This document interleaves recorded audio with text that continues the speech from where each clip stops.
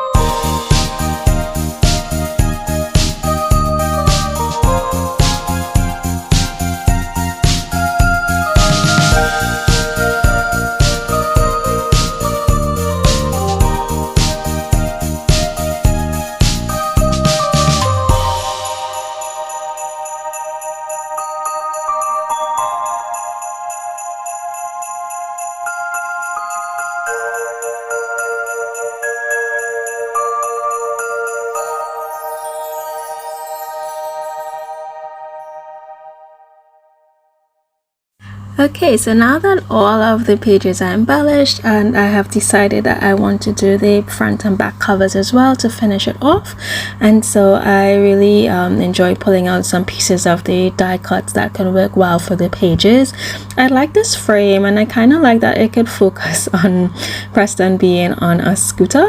So I decided I could use these in the photo because it still doesn't block my husband out, but it also highlights his first time on that scooter. And then I also add in the back ephemera, and I really enjoy that I was able to use quite a few pieces from this Evergreen and Holly collection from Vicki Boutin. And once these covers are complete, this project is done. All I do after now is I actually mount this album, this mini album, onto a piece of acetate, full page acetate, into my actual December daily album. And I have a word die cut as well that I used on the left hand side of it. I will put up a photo of it on Instagram as well, so you're welcome to check out my latest post there. And I hope that you enjoyed my video today. Thank you so much for joining me. I hope that you've been enjoying this series, and I wish you all the very best for the holidays. And so I just want to flip through the album once again so that you can see it all, and I hope that you'll join me for the next video. Feel free to comment below with any questions you have. Have a wonderful day. Thank you so much for watching, and I will link every product that I use below. Bye.